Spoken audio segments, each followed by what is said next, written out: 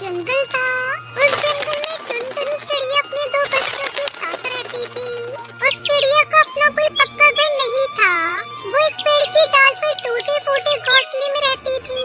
जब टुनटुनी चिड़िया भोजन की तलाश में जाती, उसे अपने बच्चों का डर बना रहता था। वो हमेशा इस बात की सोचती रहती थी, हे ऊपर वाले, मुझे बस यही डर रहता है कि कहीं कोई शिकारी मेरे बच्चों को मार न डाले। एक दिन टुनटुनी चिड़िया अपने बच्चों को लेकर अपने पड़ोसी कालू कोई के घर जाती है। कालू भैया, अरे ओ कालू भैया, दरवाजा खोलो। क्या बात है टुनटुनी चिड़िया, क्यों शोर मचा रही हो? कहानी में आगे बढ़ने से पहले एक माँ जो खुद तो भूखी सो जाएगी, लेकिन अपने बच्चों को कभी भूखा सोने नहीं देती।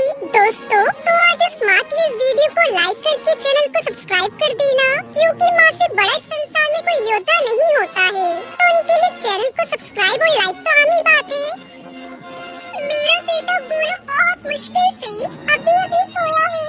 अगर आप बुरा न माने तो जल्दी बोलो, क्या काम है? इधर उधर की बातें मत घुमाओ।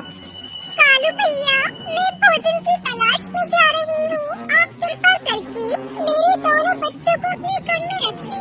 मैं शाम को लौटूंगी तो अपने बच्चों को ले जाऊंगी।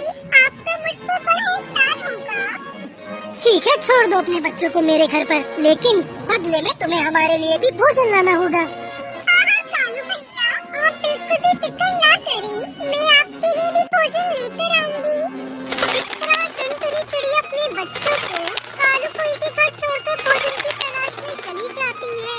शाम को जब टुनटुनी चिड़िया भोजन लेकर लौटती है तो वो सबसे पहले कालू कोई के घर जाती है। चलो बच्चों, घर चलो, मैं भोजन लेकर आ गई। अरे कालू भैया, मेरे बच्चों ने आपको तंग तो नहीं किया ना? टुनटुनी चिड़िया, सारा दिन घर में तुम्हारे बच्चे उछल कूद करते रहे। तुम्हारे दोनों बच्चे बहुत ही शरारती हैं। इन्हें तुम कल से मेरे घर पर छोड़कर मत जाना। मैं नहीं रखूंगा इन्हें अपने घर में। नाक में दम कर दिया इन्होंने मेरे।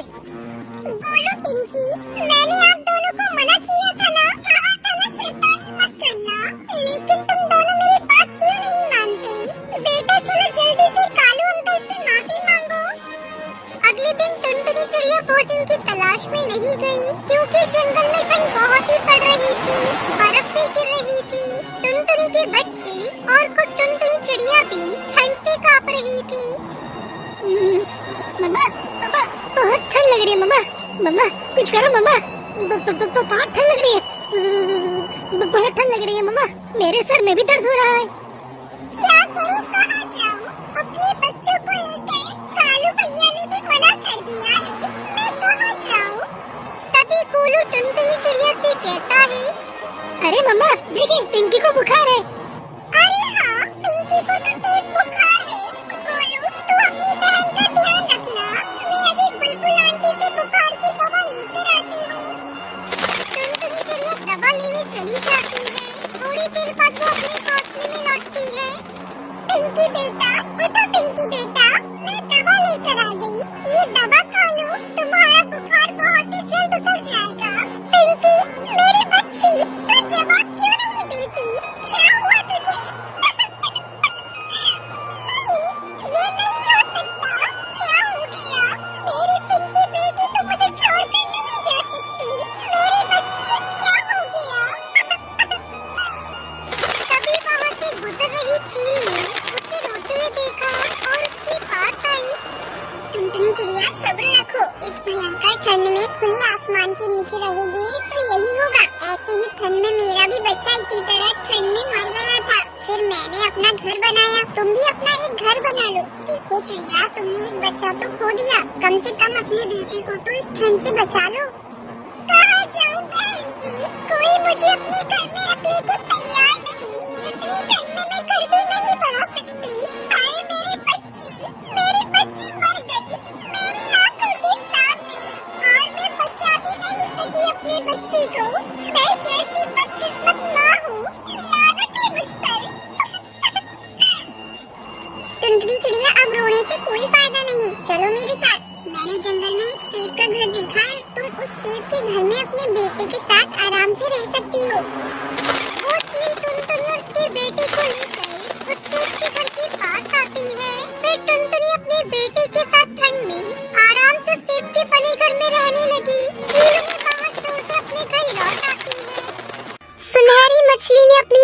शक्ति से पेड़ पर एक सुंदर सा घोंसला बना दिया।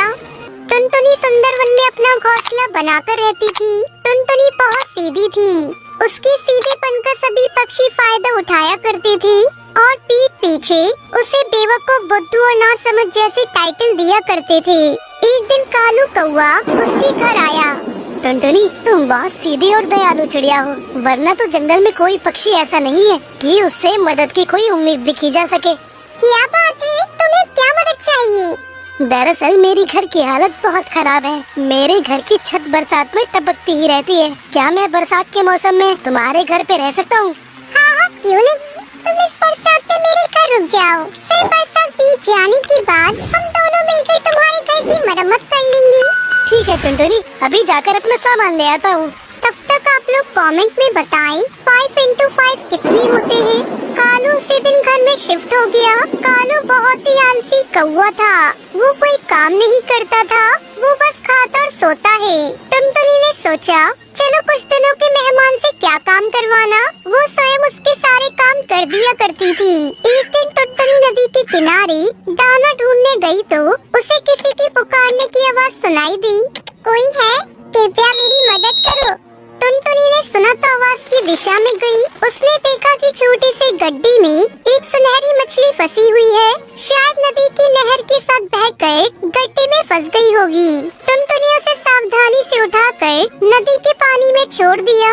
वाह टुनटुनी, तुम तो बहुत अच्छी चिड़िया हो। मेरी जान बचाने के लिए शुक्रिया। अरे, तुम्हें मेरा नाम कैसे पता? तुम तो रोज यहाँ दाना चुगने आती हो और मैं रोज यहाँ ठंडी हवा खाने आती हूँ। मैं तो तुम्हें रोज देखती थी। तुम्हारे साथी पक्षियों के मुंह से तुम्हारा नाम भी सुना था, पर तुम मुझे नहीं जानती। मेरा नाम सुनहरी मछली है। ओह, तो ये बात है। सुनहरी मछली, तुम तो बहुत सुंदर और प्यारी हो। तुम्हारा रूप तुम्हारे नाम की तरह सुनहरा है। तुमने कुछ ज्यादा ही तारीफ कर दी। धन्यवाद। क्या तुम मेरी मित्र बनोगी? हाँ, वैसे भी मेरा कोई दोस्त नहीं है। सभी पक्षियों को लगता है कि मैं बुद्धू हूँ और मुझ में आजकल के जमाने के अनुसार चतुराई नहीं है, तो इसलिए वो सब मुझसे मतलब से बात करते हैं, वरना पीठ पीछे मुझे बुद्धू बोलकर मेरा मजाक बनाते हैं। तुम ये बात जानते हुए फिर भी तुम उनकी सहायता करती हो, पर क्यों? क्योंकि मेरी माँ कहती थी कि हर पक्षी अलग होता है और सब में कुछ न कुछ खास होता है। अब अगर मैं उन जैसी बन गई तो फिर मैं टुनटुनी नहीं बन पाऊंगी। इसलिए मैं अपने आप को किसी के कहने पर बदल नहीं सकती। वाह टुनटुनी वाह, मैं तुम्हारी फैन बन गई। ये हर जीव जंतु की अपनी विशेषताएं होती हैं और उन्हें अपनी योग्यता पर भरोसा होना चाहिए। कुछ दिन के बाद टुनटुनी को जब भी समय मिलता, वो नदी किनारे सुनहरी मछली को आवाज लगाती और सुनहरी मछली वहाँ तुरंत आ जाती। बरसात के दिनों में टुनटुनी सुनहरी मछली से मिलने कम ही जा पाती थी। कुछ समय बाद बरसात का मौसम बीत गया तो एक दिन कालू के पास गई। कालू भाई, बारिश का मौसम समाप्त हो चुका है। चलो हम दोनों मिलकर तुम्हारा घोंसला फिर से बनाते हैं ताकि तुम उसमें रह सको। क्या? मैं क्यों बनाऊं घोंसला? तुम अपने लिए घोंसला खुद बनाओ और आज से ये मेरा घर है और खाली कर दो इसे। तुम्हारा घर? ये क्या कह रही हो? ये तो मेरा घर है। देखो टुनटुनी, अब ये मेरा घर है तो मैं तो यहाँ से कहीं नहीं जाने वाला और तुम यहाँ और नहीं रह सकती। तुम पर तरस खाकर मैंने बरसात में तुम्हें यहाँ रहने दिया, अब तुम्हें जाना होगा। कालू को वो धक्के मारकर टुनटुनी को घर से निकाल देता है। कई पक्षी शोर सुनकर अपने घरों से निकल आए। अरे कालू, क्या कर रहे हो? टुनटुनी को उसके ही घर से धक्के देकर क्यों निकाल रहे हो? क्या बताऊं तोताराम, इसने अपना घर मुझे बेच दिया है और कहा कि बरसात के बाद ये घर खाली कर दूंगी, पर अब जाने का नाम ही नहीं ले रही है। नहीं, ये झूठ बोल रहा है। बरसात से बचने के लिए ये मेरे घर आया था। झूठ क्यों बोल रही हो? मैंने अपना पुराना घर सुंदरी कौवी को बेचकर तुम्हें पैसे दिए थे। हाँ, मैंने कालू से उसका घर बरसात के पहले ही खरीद लिया था। टुनटुनी, तुमसे ऐसी उम्मीद नहीं थी। जब तुमने घर के पैसे ले लिए तो तुम्हें घर खाली कर देना चाहिए। बेचारी रोती हुई नदी किनारे पहुँची। उसने सुनहरी मछली को आवाज भी नहीं दी, बस वहीं बैठकर रोने लगी। उसके रोने की आवाज सुनकर सुनहरी मछली खुद बाहर आई। क्या हुआ? तुम रो क्यों रही हो?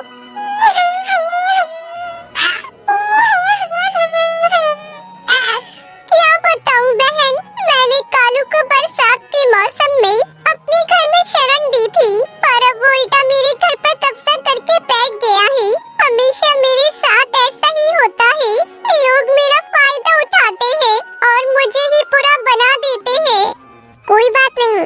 ईश्वर के घर अंधेर नहीं।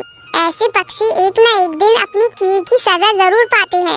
तुम चिंता मत करो, मैं तुम्हारे लिए इसी नदी के तट पर बरगद के पेड़ पर एक सुंदर घोंसला बना देती हूँ।